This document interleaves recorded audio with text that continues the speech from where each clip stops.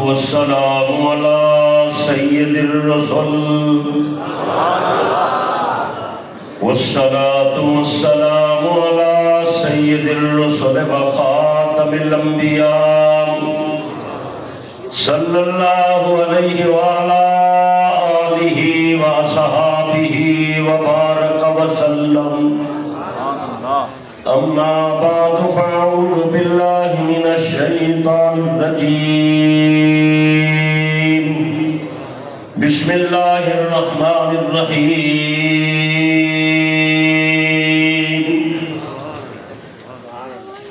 محمد رسول الله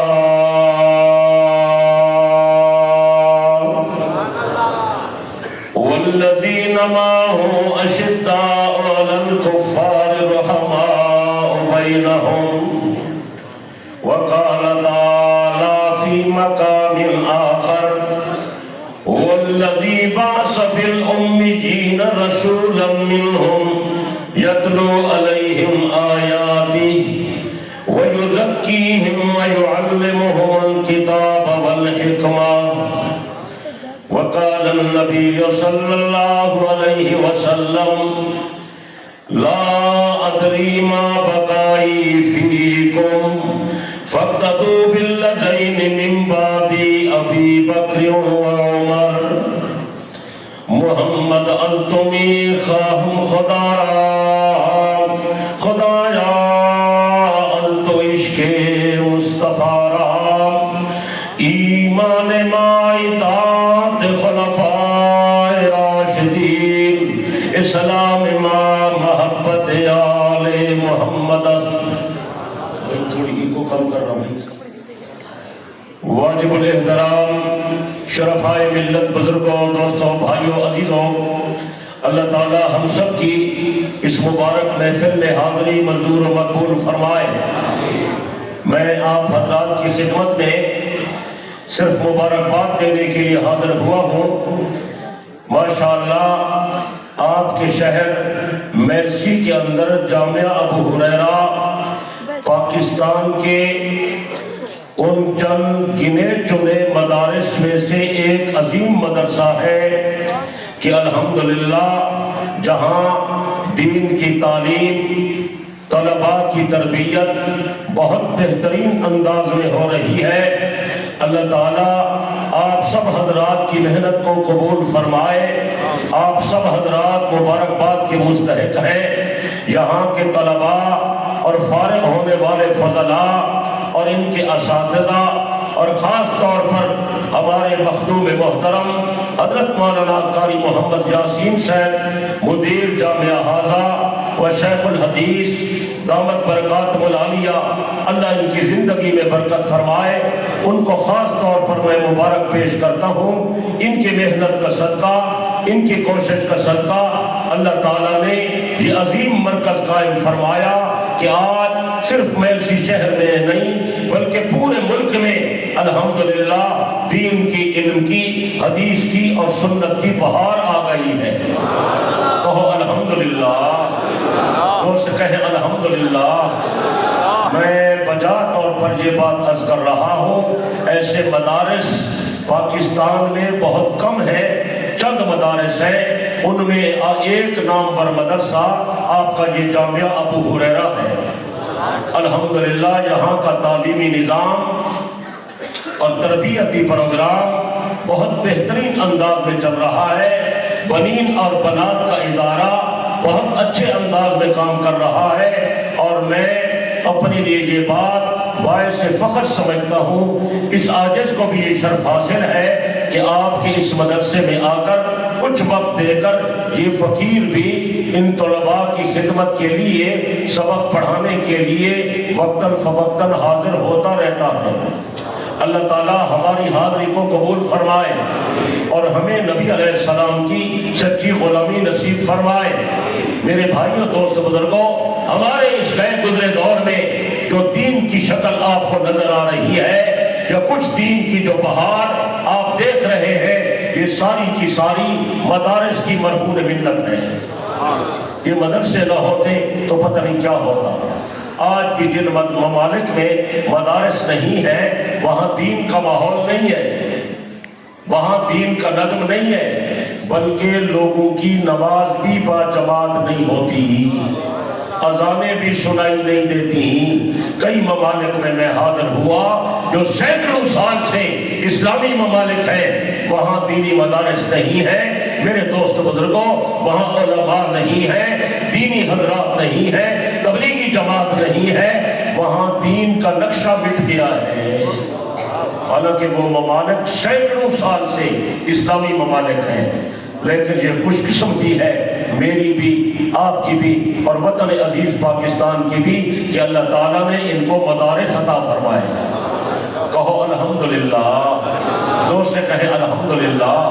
اور میرے دوست بزرگوں، دین کے جتنے نقشے چل رہے ہیں ان کی بنیاد مدارس ہے۔ اگر علماء سے دین کا وجود باقی ہے تو علماء بھی مدرسے میں پیدا ہوتے ہیں۔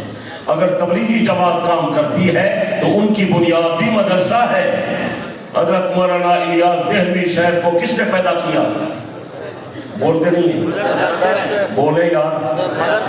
اور میرے دوست بزرگوں، پھر مدارس میں ان مدارس کا خاص طور پر بڑا مقام ہے جہاں دو کام بیک وقت ہو رہے ہیں، ایک تعلیم اور دوسرا تعلیم کے ساتھ تربیت، اصلاحی تربیت، اخلاقی تربیت، عمل کی تربیت۔ میرے دوست بزرگوں، جامعہ ابو ہریرہ کو یہ شرف حاصل ہے الحمدللہ، یہاں تعلیم بھی ہے اور طلباء کی اخلاقی تربیت بھی ہے۔ الحمدللہ۔ اور میرے بھائیوں دوست بزرگوں، جو سب سے بنیادی اور اہم بات ہے وہ یہ ہے کہ ہمارے دین کی بنیاد دو چیزوں پر ہے، ایک کتاب اللہ اور دوسرا سنت رسول اللہ۔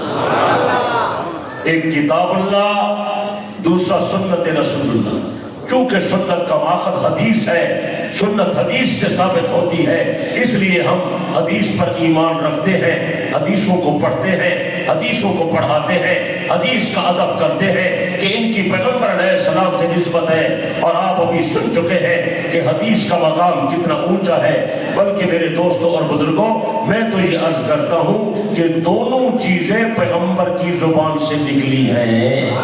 قرآن اگر حق ہے تو نبی کی زبان سے نکلا ہے، حدیث اگر حق ہے تو وہ بھی اسی زبان مبارک سے نکلی ہے۔ لہذا قرآن کے ساتھ حدیث کو ماننا ضروری ہے۔ حدیث بھی واحد ہے، قرآن اللہ تعالیٰ کا کلام ہے، حدیث پیغمبر کی زبان ہے، لیکن دونوں چیزیں وہ پیغمبر کی مقدس زبان سے نکلی ہیں۔ لہذا قرآن کو ماننے کے ساتھ ساتھ حدیث کو ماننا بھی ضروری ہے۔ اور قرآن اور حدیث پر جب عمل ہوتا ہے اس کو کہتے ہیں سنت۔ کیا کہتے ہیں؟ بولے بولے کیا کہتے ہیں؟ سنت۔ اس لیے ہم لوگ ہیں اہل سنت۔ سمجھ آ رہی ہے؟ حدیثیں ساری سچی ہیں، حدیثیں ساری صحیح ہیں، حدیث پر ہمارا ایمان ہے، لیکن میرے دوست بزرگوں، تھوڑی تھوڑی علم کی بات بھی سمجھ کر جایا کرو کہ ہر حدیث قابل عمل نہیں ہوتی۔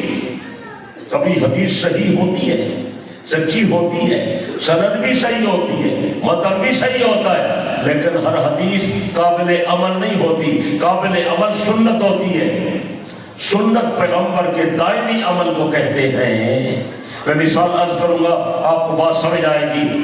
حدیث شریف میں ہے، بخاری کی روایت میں ہے، صحیح حدیث ہے، سند بھی صحیح ہے، متن بھی صحیح ہے، فرمان بھی صحیح ہے کہ نبی علیہ السلام نے کئی مہینوں تک بیت المقدس کی طرف منہ کر کے نماز پڑھی ہے۔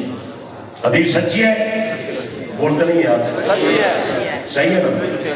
آپ نے نماز پڑھی ہے، لیکن آج ہم بیت المقدس کی طرف، مسجد اقصیٰ کی طرف منہ کر کے نماز پڑھ سکتے ہیں؟ بولیں۔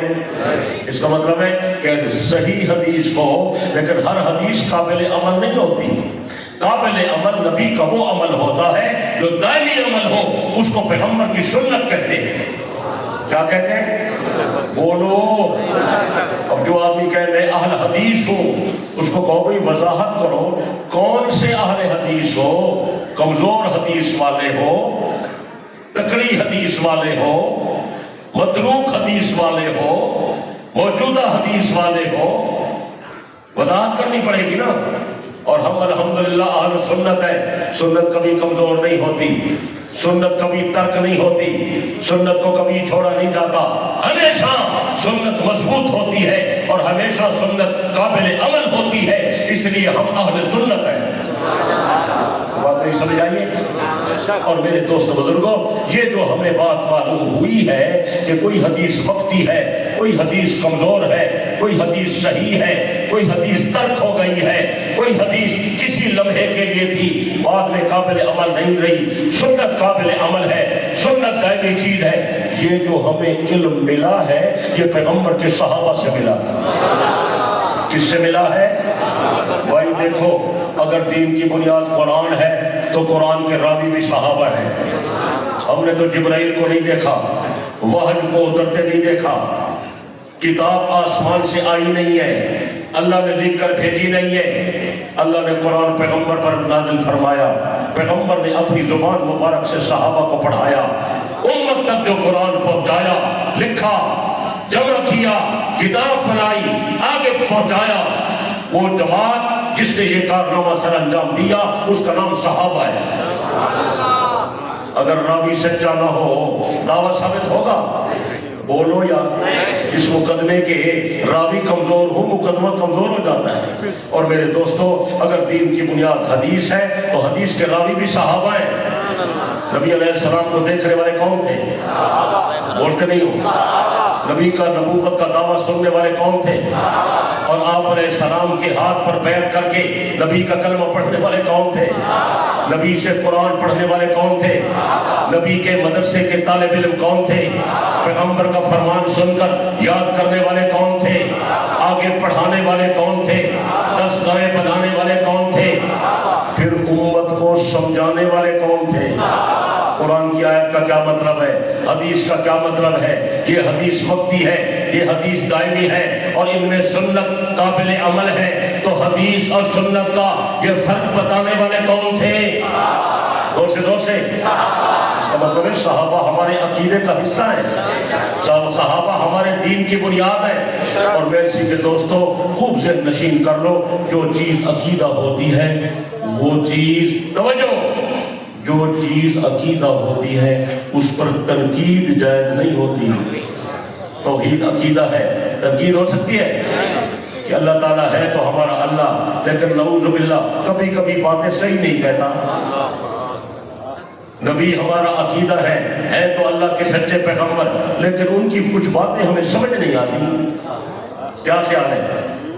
اعتراض ہو سکتا ہے؟ بولو یار۔ جبرائیل ہمارا عقیدہ ہے تو معصوم، لیکن نعوذ باللہ کبھی کبھی غلط باتیں اتارتا تھا، ہو سکتا ہے؟ اگر آپ کو میری بات سمجھ آئی ہے میرے دوستوں، ذہن نشین کر کے جاؤ، جس طرح یہ ساری چیزیں ہمارے عقیدے کا حصہ ہے، صحابہ بھی ہمارے عقیدے کا حصہ ہے۔ جب صحابہ ہمارا عقیدہ ہے تو تنقید جائز ہے؟ اعتراض بولتے نہیں ہو؟ تبصرے، فلانا صحابی اچھا نہیں ہے، فلانے صحابی سے غلطی ہو گئی، فلان صحابی نے کام صحیح نہیں کیا، استغفر اللہ، لا حول ولا قوت الا باللہ۔ نادانو، صحابہ ہمارا عقیدہ ہے، اگر صحابہ مجروح ہو گئے قرآن مجروح ہو جائے گا، اگر صحابہ مجروح ہو گئے حدیث مجروح ہو جائے گی، اگر صحابہ کمزور ہو گئے سنت کمزور ہو جائے گی۔ مجھے بتاؤ پھر دین کہاں سے آئے گا؟ اگر دین حاصل کرنا ہے تو نبی کے صحابہ پر اعتماد کریں۔ بات سمجھ آ رہی ہے؟ اس لیے میرے دوست بزرگوں، میرے آقا علیہ السلام نے منبر پر کھڑے ہو کر اپنی امت کو خدا کا واسطہ دیا ہے، خدا کا واسطہ۔ معلوم ہوتا ہے معاملہ بڑا نازک تھا، صورتحال خطرے سے خالی نہیں تھی۔ آپ کو خطرہ محسوس ہوا کچھ لوگ آئیں گے میرے صحابہ پر اعتراض کریں گے، میرے صحابہ پر تنقید کریں گے، تو پیغمبر نے امت کو خدا کا واسطہ دیا۔ جناب امام الانبیاء صلی اللہ علیہ وسلم نے فرمایا، اللہ اللہ فی اصحابی، لوگوں خدا کا واسطہ، خدا کا واسطہ، لا تتخذوہم غرضا من بعدی، میرے بعد میرے صحابہ کو ملامت بات کا نشانہ نہیں بنانا، میرے صحابہ پر تنقید نہیں کرنی، میرے صحابہ پر اعتراض نہیں کرنا۔ فمن احبہم فبحبی احبہم، جس نے میرے صحابہ سے محبت کی انہوں نے میری محبت کی وجہ سے ان سے محبت کی۔ ومن ابغضہم فببغضی ابغضہم، جنہوں نے میرے صحابہ سے بغض رکھا انہوں نے میرے بغض کی وجہ سے ان سے بغض رکھا۔ ومن آذاہم فقد آذانی ومن آذانی فقد آذى اللہ، جنہوں نے میرے صحابہ کو اذیت دی انہوں نے مجھے اذیت دی، جنہوں نے مجھے اذیت دی انہوں نے خدا کو اذیت دی، اور جس نے خدا کو اذیت دی انتظار کرے کہ اللہ کا عذاب اور پکڑ قریب ہے، اللہ ان کو اپنے عذاب میں مبتلا کر دے گا۔ صحابہ پر اعتراض نہیں کرنا، صحابہ پر تنقید نہیں کرنی۔ میرے دوست بزرگوں، کتنے عظیم لوگ تھے جنہوں نے پیغمبر کا زمانہ پایا، پیارے آقا علیہ السلام کا دیدار کیا۔ نبی کے سارے صحابہ سچے ہیں، سارے صحابہ عادل ہیں، سارے صحابہ صالح ہیں، سارے صحابہ پاکواز ہیں، سارے صحابہ ایماندار ہیں، سارے صحابہ تقوی کے تاجدار ہیں، لیکن ان میں ابو بکر صدیق تمام صحابہ کا امام ہے۔ جس طرح میرے آقا نبیوں کے امام ہے، اس طرح ابو بکر صدیق صحابہ کا امام ہے۔ اچھا ایک بات اور بھی عرض کر دوں، وقت نہیں ہوتا بندہ تفصیل سے بات کرے، ایک بات سمجھ لیں، بہت سارے لوگوں کا خیال یہ ہے کہ ابو بکر صدیق رضی اللہ عنہ کو جو مقام ملا ہے وہ کوئی نیکی سی کی وجہ سے ملا ہے، یا نماز سے ملا ہے، یا تہجد سے ملا ہے، یا سخاوت سے ملا ہے، یا جہاد سے ملا۔ نہیں بھائی نہیں، یہ بات نہیں ہے، سمجھ لو خاص کر ہمارے یہ نوجوان فضلاء جو تیار ہو کر جا رہے ہیں، یہ ذہن نشین کر لیں بات کو، پوری بات سے نشین کریں۔ صدیق اکبر رضی اللہ عنہ کو جو مقام ملا ہے افضلیت کا، وہ نیکی کی وجہ سے نہیں ملا، عمل کی وجہ سے، بلکہ میں کہتا ہوں کسی صحابی کو عمل سے مقام نہیں ملا، صحابہ کو عمل کی وجہ سے مقام نہیں ملا۔ صدیق اکبر کی عمر تو 63 سال تھی، اگر کسی آدمی کی عمر 110 سال ہو تو اس کی نیکیاں تو ابو بکر سے بڑھ جائیں گی۔ اور کچھ سمجھ آ رہی ہے؟ میرے دوست بزرگوں، صحابہ کو مقام عمل سے نہیں ملا، صحابہ کو مقام قوم سے نہیں ملا، صحابہ کو مقام کسی خاندان سے نہیں ملا، صحابہ کو مقام دولت سے نہیں ملا، صحابہ کو مقام کسی اور وجہ سے نہیں ملا، صحابہ کو مقام ملا ہے پیارے آقا کی نسبت سے۔ اس نسبت کو کہتے ہیں شرف صحابیت۔ کیا کہتے ہیں؟ بولو بولو بولو بولو۔ میں یہ بڑے حضرات بیٹھے ان کی موجودگی میں طالب علم ہوں، ایک بات عرض کرتا ہوں، صحابہ کو مقام علم سے بھی نہیں ملا، صحابہ کو مقام عمل سے بھی نہیں ملا۔ میرے دوست بزرگ، اگر کوئی علم سے صحابی بنتا تو امام ابو حنیفہ صحابی بن جاتا، ابو حنیفہ سے بڑا عالم کون تھا؟ امام مالک صحابی بن جاتا، امام شافعی صحابی بن جاتا، احمد ابن حنبل صحابی بن جاتا، ابراہیم نخعی صحابی بن جاتا، عطا ابن ابی رباح صحابی بن جاتا، سفیان ثوری صحابی بن جاتا۔ بنے؟ بولتے نہیں ہو بھائی؟ میرے دوستو، علم سے نہیں بنتا صحابی، اور عمل سے بھی نہیں بنتا۔ اگر کوئی عمل سے صحابی بنتا تو جنید بغدادی صحابی بن جاتا، شاہ عبد القادر جیلانی بھی صحابی بن جاتا، علی حجویری بھی صحابی بن جاتا۔ ان سے بڑا عمل کرنے والا کون تھا؟ میرے دوست بزرگوں، نہ علم سے صحابی بنتا ہے نہ عمل سے صحابی بنتا ہے۔ صحابی بننے کے لیے شرطیں 3 ہیں۔ کتنی؟ ایمان، پیغمبر سے ملاقات اور ایمان پر خاتمہ۔ بس عمل کو موقع ملا ہے یا نہیں ملا؟ جس نے آقا کا دیدار کیا ہے، کلمہ پڑھا ہے، ایمان پر خاتمہ ہو گیا، یہ نبی کا صحابی ہے، اور ہر صحابی قطعی جنتی ہے۔ میرے دوست بزرگوں، اللہ کی رضامندی کا مستحق ہے۔ پوری امت مسلمہ مل جائے، صحابہ کے مقام کی برابری کوئی نہیں کرتا۔ بات سمجھ آئیے؟ تو جب باقی صحابہ کا یہ مقام ہے تو صدیق اکبر کا کیا مقام ہوگا؟ سیدنا صدیق اکبر رضی اللہ عنہ کو جو مقام ملا ہے وہ عمل سے نہیں ملا۔ میرے دوست بزرگوں، صدیق کو مقام ملا ہے اپنے جذبے سے، اندر کی کیفیت سے۔ ابو بکر نے اس وقت پیغمبر کا کلمہ پڑھ لیا جب کلمہ پڑھنے والا کوئی نہیں تھا۔ اگر میں یہ بات عرض کروں، ہو سکتا ہے آپ کو ناگوار گزرے یا کچھ لوگ پریشان ہو جائیں، صدیق نے اس وقت پیغمبر کا کلمہ پڑھا جب نبی کے خاندان کے اپنے لوگ بھی کلمہ پڑھنے والے نہیں تھے۔ لوگ خام خواہ صدیق کے پیچھے پڑ گئے، انہوں نے انصاف کی آنکھیں بند کر لی ہیں۔ میرے دوست بزرگوں، پیغمبر کے 12 چچا تھے، کتنے؟ زیادہ تر نبوت کے اعلان سے پہلے فوت ہو گئے۔ جو باقی بچے میرے آقا نے اسلام کی دعوت دی، انہوں نے پیغمبر کا کلمہ نہ پڑھا، صرف 2 آدمیوں نے نبی علیہ السلام کا کلمہ پڑھا، ایک حضرت عباس اور ایک حضرت حمزہ۔ یہ نبی کے 2 چاچے ہیں، مومن کامل ہیں، صحابی ہیں، لیکن انہوں نے بھی بعد میں کلمہ پڑھا، ابو بکر نے پہلے پڑھا، اور حضرت عباس نے تو بہت دیر سے پڑھا۔ 13 سال مکہ میں نبوت کی دعوت چلتی رہی، اس نے کلمہ نہیں پڑھا۔ آپ مدینے چلے گئے، اس نے کلمہ نہیں پڑھا۔ غزوہ بدر کا واقعہ پیش آیا، ابو جہل جن لوگوں کو پیغمبر کے مقابلے میں نہیں لایا تھا، نبی کا چچا عباس ان کے ساتھ تھا۔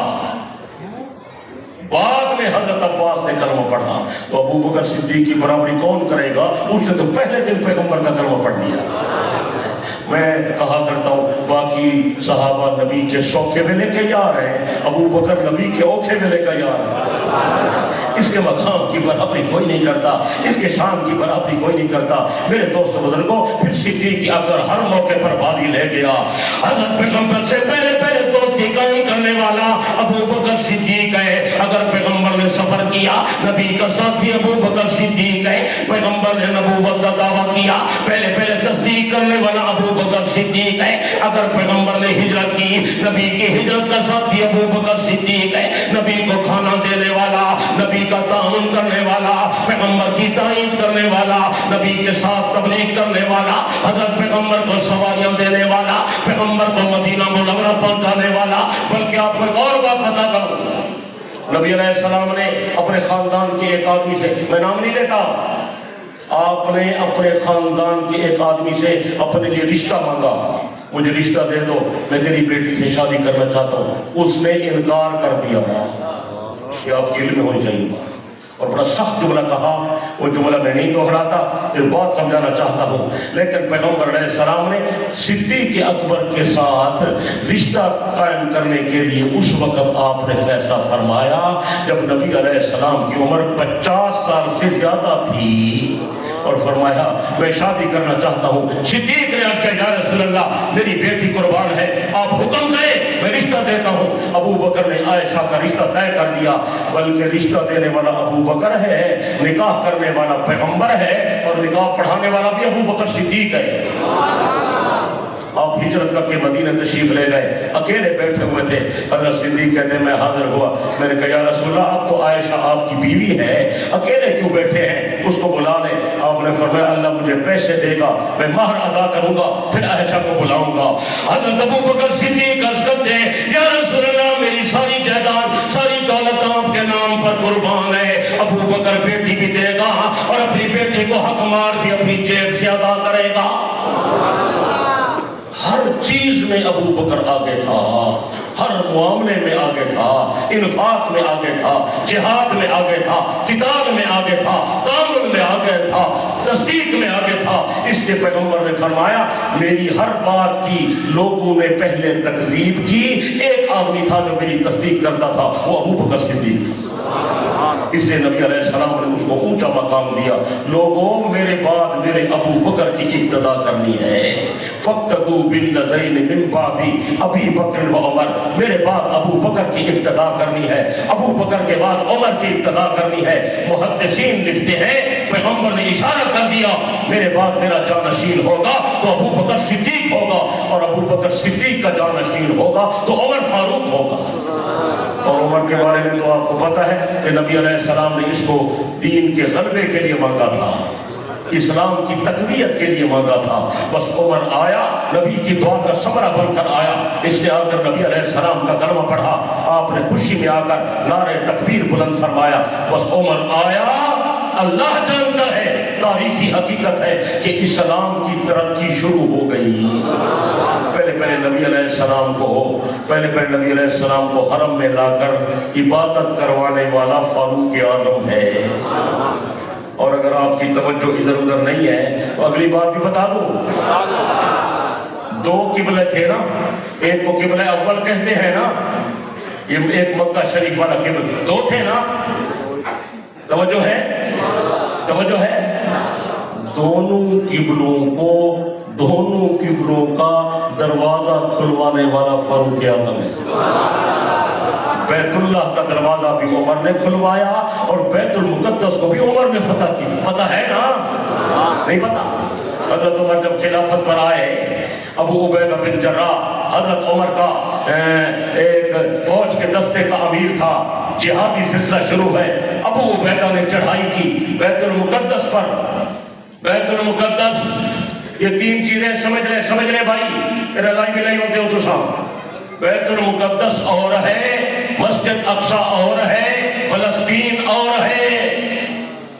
समझ ले अच्छी तरह, फलस्तीन मुल्क का नाम है, बैतुल मुकद्दस शहर का नाम है, और मस्जिद अक्सा वो मस्जिद अक्सा है जिसको हजरत दाऊद और हजरत सुलेमान अलैहिस्सलाम ने बनाया था। याद रहेगी? और नबी अलैहिस्सलाम के ज़माने में इस पूरे इलाके को शाम कहा जाता था। नबी अलैहिस्सलाम के ज़माने में ये 4 इलाके शाम के अंदर थे। याद रखें, फलस्तीन भी शाम में था, दिमश्क भी शाम में था, लबनान भी शाम में था, और उर्दुन भी शाम में था पैगंबर के ज़माने में। बाद में ये मुल्क अलग हुए, आजकल लबनान अलग है, बैतुल मुकद्दस अलग है, फलस्तीन और उर्दुन अलग है, और ये शाम दिमश्क जिसका दारुल खिलाफा है ये अलग है।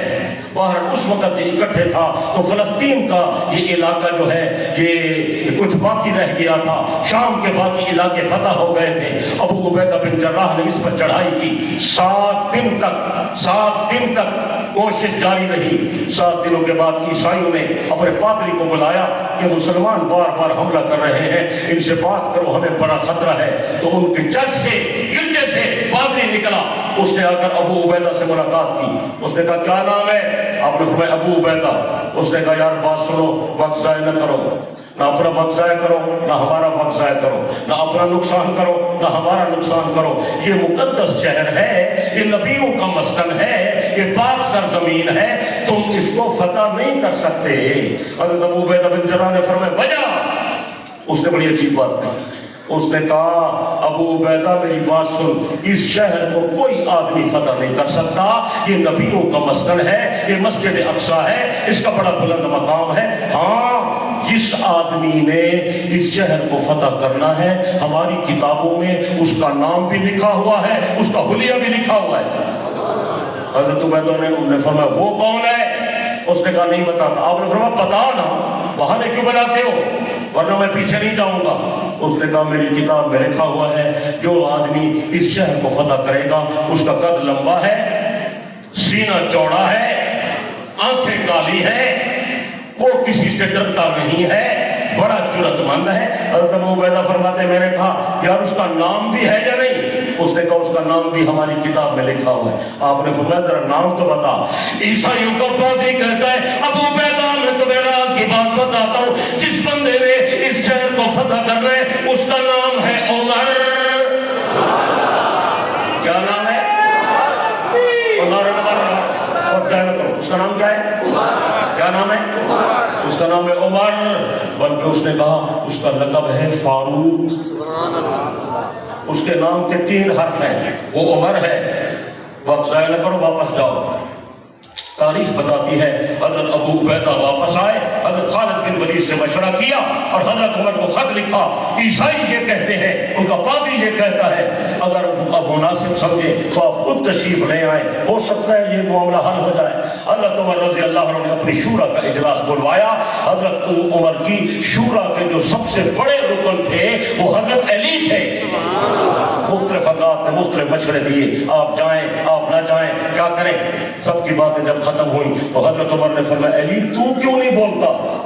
तो हजरत अली खड़े हुए। क्या बात है हजरत अली, ये बाबुल इल्म थे, बड़े अजीम आदमी थे। हजरत अली रज़ी अल्लाह अन्हु खड़े हुए, अर्ज़ की अमीरुल मोमिनीन मेरा मशवरा ये है कि आप बैतुल मुक़द्दस खुद तशरीफ ले जाएं। मुझे लगता है अल्लाह पाक ये मुक़द्दस शहर आपके हाथ पर फतह करेगा। हजरत अली के मशवरे पर हजरत उमर आबादा हुए, तैयार हुए, फिर वहां से चले। वहां से एक जमात तैयार हुई जो अमीरुल मोमिनीन के साथ जाए। हजरत उमर ने फरमाया नहीं जमातों की जरूरत नहीं है, मेरा वो ऊंट ले आओ और मेरा जो गुलाम है वही मेरे साथ काफी है। اونٹ پر بیٹھے، غلام کو ساتھ لیا، جابیہ کے مقام پر پہنچے، صحابہ نے ان کا استقبال کیا، وہاں کے حالات بتائے اور وہاں سے تیاری کی۔ جب جانے لگے حضرت خالد بن ولید بڑے سپہ سالار تھے، اس نے کہا حضرت مہربانی کریں، آپ کا اونٹ بوڑھا ہے، اس کو چھوڑ دیں، میں آپ کے لیے بہترین گھوڑا لایا ہوں عربی نسل کا، اور مہربانی کریں یہ جو کرتا پہنا ہوا ہے اس پر پیبند لگے ہوئے ہیں، خدا را اس کو بھی چھوڑ دیں، دشمن کے سامنے جا رہے ہیں، میں نے آپ کے لیے بہترین جبہ تیار کیا ہے، آپ جبہ پہنیں۔